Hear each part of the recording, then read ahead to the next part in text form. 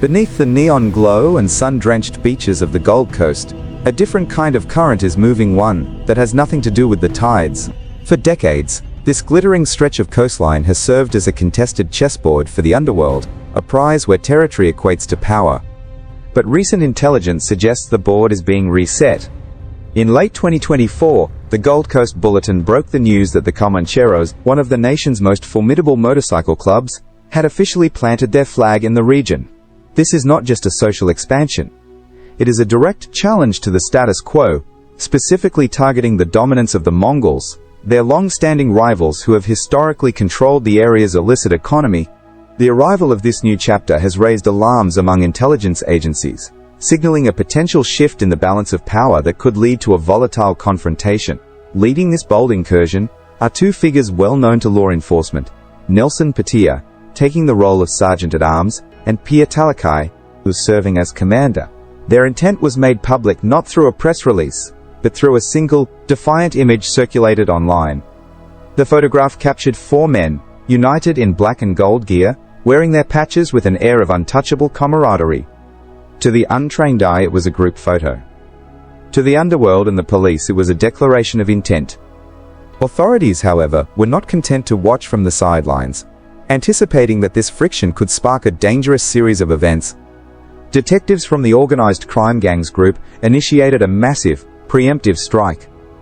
On February 6th and 7th, a coordinated operation swept across the southeast. Supported by units from Brisbane, Caboolture, Rockhampton and Maryborough, officers executed simultaneous search warrants, turning intelligence into immediate action. The message was clear: the expansion would not go unchecked. The results of these raids offered a glimpse into the resources being marshaled by these groups. During the sweep, investigators uncovered a significant cache of illicit materials. The seizure included 2 revolvers and a large quantity of ammunition tools that suggest preparation for something far more severe than simple intimidation. Alongside the ballistics, police dismantled a growhouse containing 19 cannabis plants and seized quantities of cocaine, methamphetamine, and approximately $20,000 in cash. By the time the dust settled, 15 individuals had been taken into custody, facing a total of 54 charges. Perhaps most telling were the specific charges laid against 3 of the men: recruiting persons to become participants in a criminal organization. This specific detail highlights that the club was not just establishing a presence, they were actively building an army. With the leadership structure involving men like Patea, whose past is marred by tragic and severe incidents, the stakes for the community have rarely been higher. As the police inventory the seized evidence, the focus now turns to the men at the helm of this new chapter, individuals whose histories read like a warning sign for what might come next. To understand the gravity of this new chapter in the Gold Coast underworld, one must examine the history of the men wearing the patches. Central to this resurgence is Nelson Patea, a figure who last dominated headlines, not for business ventures, but for his connection to one of the region's most enduring mysteries. Patea's return to the streets comes after serving time for his involvement in the 2015 disappearance and tragic loss of pool builder Greg Dufty. It was a case that gripped the community, not only because of the severity of the incident, but because of the haunting lack of closure. Despite extensive investigations, Mr. Dufty's remains were never located, leaving his family with an open wound that has never truly healed. Sentenced to 8 years, Patea was part of a group involved in the confrontation that led to Dufty's unfortunate end. The court heard details of an encounter so intense that the victim simply vanished, adding a layer of cold calculation to the crime that still unsettles investigators today. But Nelson is not the only member of his family whose name is etched into the dark history of the Coast Coast. His older brother, Lionel Patea, is currently serving 2 life sentences for separate, heart-wrenching crimes. Lionel was responsible for the fatal act against his former partner, Tara Brown, a road rage incident, followed by a severe physical assault that ended her life, as well as playing a key role in the same fatal event involving Greg Dufty, reportedly over a drug debt. This family legacy of extreme conflict has made the Patea name synonymous with a specific brand of volatility that law enforcement is desperate to keep suppressed. Even behind the walls of the correctional facility, Nelson Patea's time was marked by a complex duality. On paper, there were attempts at reform. He completed rehabilitation programs, participated in anti-violence training, and even took part in a program caring for abused dogs, one of which was later successfully adopted.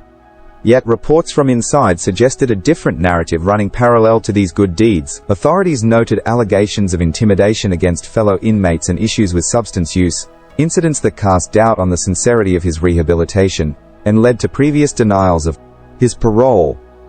When he was finally granted release in the early 2020s, the conditions were strict. He was required to reside with his parents, maintain employment as a plumber, adhere to a rigid 9:00 p.m. curfew, and wear a GPS tracking device to monitor his movements. The hope was that these guardrails would steer him toward a quiet life. However, the public's optimism was quickly shattered. Shortly after regaining his freedom, a self-congratulatory image appeared on social media, a defiant selfie captioned "back on the streets." For many, it felt like a taunt, a signal that the time away had done little to dampen his desire for the lifestyle that put him away in the first place. Now, seeing him clad in the colors of the Comancheros, authorities fear that the reformed plumber was merely a mask, and the enforcer has returned to the fold, ready to reclaim lost ground. While Nelson Patea brings a legacy of notoriety to the table, the man standing beside him as the Comanchero Gold Coast commander, Pier Talakai, introduces a different, yet equally volatile, element to the equation. Talakai's history is a catalogue of chaotic encounters with the law, painting the portrait of an individual who struggles to contain his aggression. His record is punctuated by incidents that reveal a disturbingly short fuse, making him an unpredictable variable in an already tense standoff. One of the most revealing glimpses into Talakai's temperament occurred in 2018 at a Canberra nightlife venue. What began as a dispute exploded into a brawl so intense that security personnel were overwhelmed, and staff were forced to take cover behind the bar. Closed-circuit footage from the evening offered investigators a chilling perspective on Talakai's mindset. He was not merely defending himself in the chaos, officers described him as hunting. The video showed him moving through the panicked crowd with purpose, scanning for targets and delivering strikes with calculated precision. While others fled the scene, Talakai had multiple opportunities to disengage, but chose instead to remain in the fray, allegedly seeking out new victims, even as the situation spiraled out of control. His defense team later attempted to contextualize the violence, arguing that Talakai was battling personal demons related to alcohol and anger management, rather than acting on behalf of a syndicate. They claimed his participation was a result of a personal breakdown, not organized crime. However, the court was unswayed, noting the clear evidence of his associations and the organized nature of his conduct. He was sentenced to 9 months in prison, but even incarceration failed to curb his defiance. In 2021, while visiting the Alexander Mackenzie Center, Talakai attempted a brazen act of smuggling.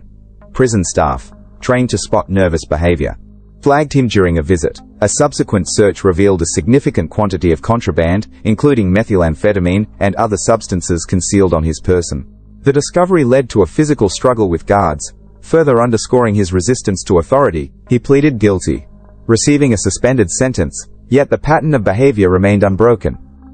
Most recently, in 2022, Talakai demonstrated a reckless disregard for the strict conditions imposed upon him. Despite being on bail with specific instructions to avoid known criminals, he was spotted socializing with offenders at high-profile Brisbane venues. When police attempted to intercept him outside a strip club, he did not surrender. He ran. The night ended in a dramatic foot chase through the city streets, culminating in officers tackling him outside a nightclub. This repeated willingness to publicly defy law enforcement, whether by smuggling drugs into a prison or fleeing from police in a busy Toinyawale entertainment district, suggests a man who believes he is above the rules. With Talakai now holding a command position in the Gold Coast expansion, authorities are bracing for a leadership style that favors aggression over negotiation. The arrival of the Comancheros in a region traditionally held by the Mongols does not merely suggest competition. It activates a specific and dangerous protocol known within the Underworld as an attack on sight order. This is not a figure of speech. According to the Gold Coast Bulletin, intelligence suggests that members of these rival factions are under strict instructions to initiate immediate physical confrontation upon encountering one another. There is no room for negotiation or verbal disputes. If a patch from the opposing club is spotted, the expectation is that a conflict will ensue instantly. This directive transforms public spaces, cafes, gyms, and busy streets into potential flashpoints, where a chance meeting could escalate into a chaotic scene, with little to no warning for bystanders. The volatility of this situation is compounded by the fact that these interactions are rarely predictable. Unless a highly unlikely financial truce has been brokered behind closed doors, a rarity in the ego-driven world of outlaw motorcycle clubs, the Mongols are expected to defend their territory aggressively. The attack-on-sight dynamic implies that the conflict is preemptive. The mere presence of the rival is the provocation. For the community, this means the underworld's internal politics are no longer confined to the shadows, but are spilling out into the light, creating a precarious environment where the next headline is just one chance encounter away. Law enforcement is acutely aware of these mechanics. Acting Superintendent Craig Bowman recently briefed the media, revealing that police intelligence had detected active recruitment efforts by Patea, both current and former Comanchero members. They were reportedly building a feeder group, a street-level gang dubbed the 50th Street Crew. This strategy allows the club to bolster its numbers with cleanskins individuals, without heavy criminal records, who can operate under the police radar, while insulating the hierarchy from direct involvement in lower-level crimes. However, the recent police operations were designed to sever this pipeline before it could fully mature. Bowman indicated that the raids effectively disrupted these recruitment drives, though it remains ambiguous whether the specific high-ranking targets police were aiming for were among those placed in handcuffs during the initial sweep. The landscape of the Gold Coast's outlaw scene has undergone a radical evolution over the past 2 decades. It is a history shaped by cycles of territorial disputes, the rise and fall of various groups, and the relentless pressure of police crackdowns. As new entities like this Comanchero chapter emerge to challenge established powers, the dynamics shift. But the underlying threat remains constant. Allegiances in this world are often fluid, and peace is a fragile concept, usually maintained only until one side feels strong enough to break it. The region remains, for all intents and purposes, a powder keg. As this situation continues to develop, the balance of power on the glitter strip hangs by a thread. We will be monitoring every shift, every arrest, and every move these factions make. If you want to stay ahead of these developments and dive deeper into the reality of the underworld, make sure you are subscribed. Share this story to spread awareness, hit the like button to support our investigative work, and let us know your thoughts on this escalation in the comments below. For those who want to support the channel directly, consider a super thanks. It keeps us independent and able to bring you these stories. Stay safe, stay observant, and we will see you in the next briefing.